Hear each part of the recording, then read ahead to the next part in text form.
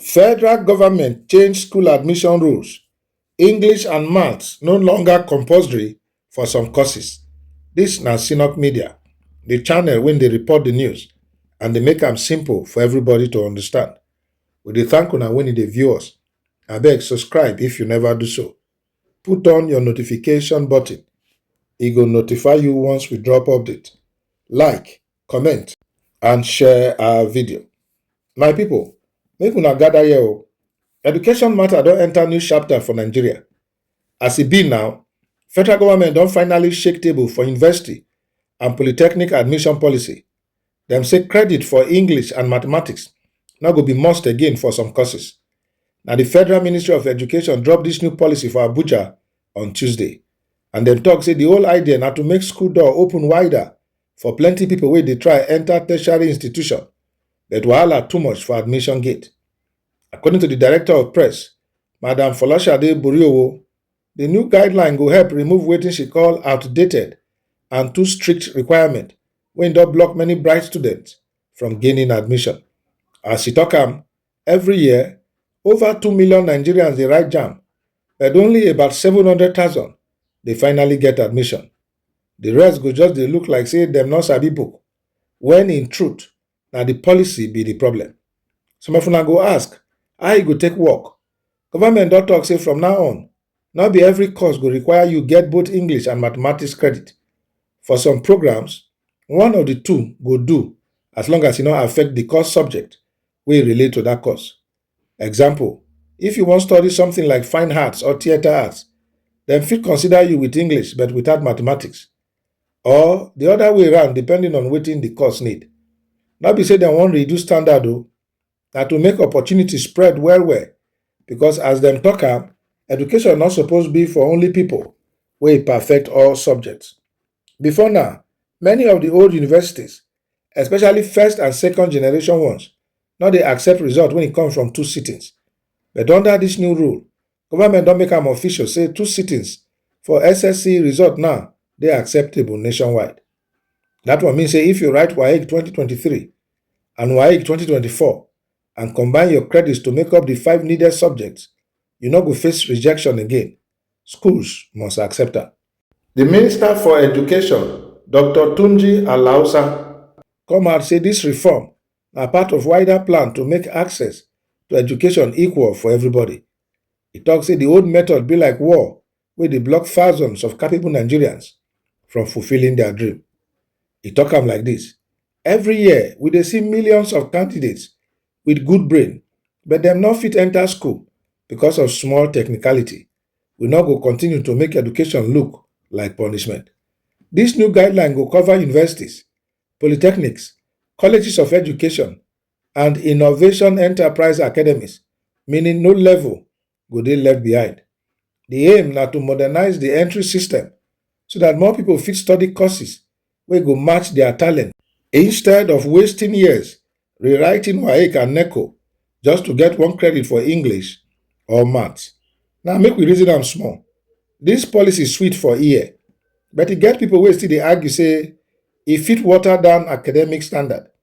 Some education experts dey ask, if we relax English and maths, e no go affect how students' performance go be for higher level.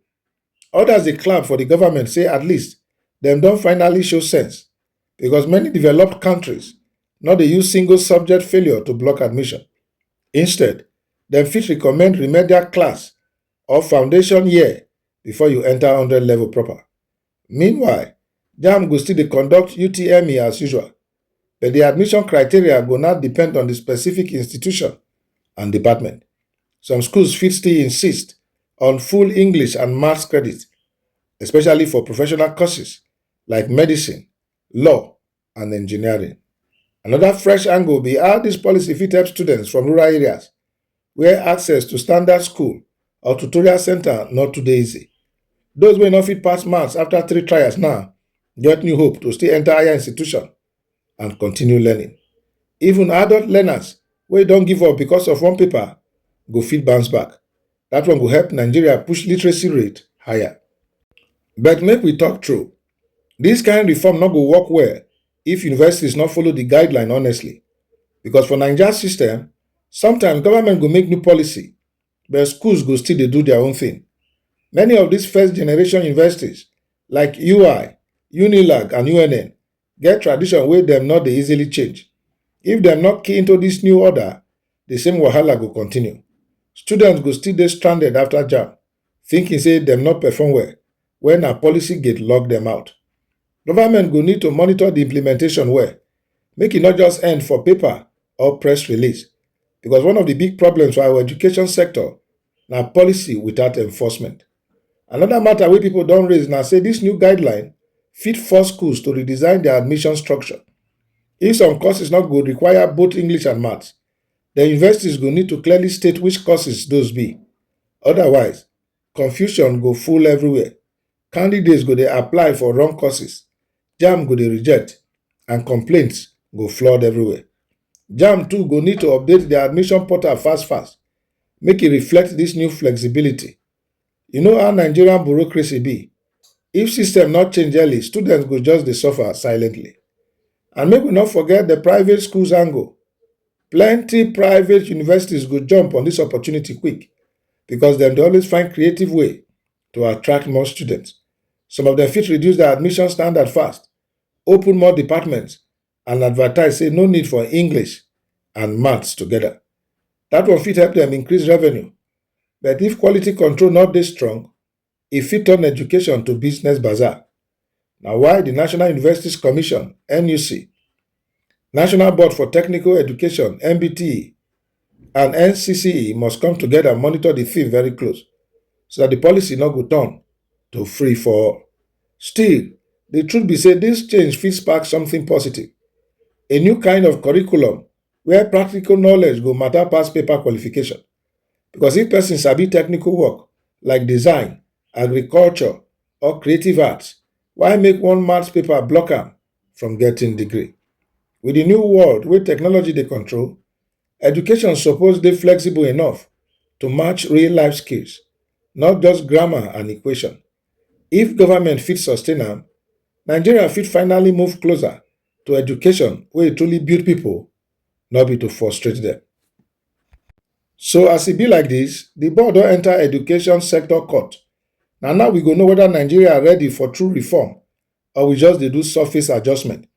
Because truth be say, to change policy easy, but to change mindset na whole different wahala. Many lecturers and admission officers wey don dey system for 20, 30 years no dey quick accept new idea. Some go still believe say if you no pass English and maths together, you no deserve university seat. Dem go argue say e go reduce the quality of graduates wey we dey produce. But the other side of the coin be say, what if this new policy na the key wey go unlock millions of non-Nigerians wey don give up? How many people don write WAEC 5, 6 times just because of one paper? How many brilliant people don end up for street also because dem no fit get that one credit? Sometimes change no be about lowering standard, na about seeing potential in people when system don reject for too long. Imagine say person sabi music composition, computer graphics, or catering work like magic, but because of one D7 for maths, im dream die for gate of polytechnic. Na that kind injustice government say dem wan stop. But make we reason am, who go make sure say the new policy not turn to new problem? Because for Nigeria, once dem open new window, person go try climb enter with wrong motive. If monitoring not tight, some schools fit use am admit half-baked students just to fill quota. Then years later, job market go choke with people wey not ready for real world work. So e get balance wey government need maintain. Opportunity not suppose cancel quality. Education must still carry brain, not just body count.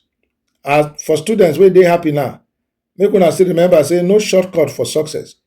Even if dem reduce entry wahala, na your performance for school go still determine your destiny. This policy not be free ticket to laziness, na open door to second chance. As we dey watch how JAMB, universities and polytechnics go take implement this thing, Nigerians go judge whether this reform na bold step forward or another policy wey go fail like others before am. But one thing sure, if this policy work well, e go change how our society take see learning. E go remind us say talent, skill, and determination sometimes pass one exam paper.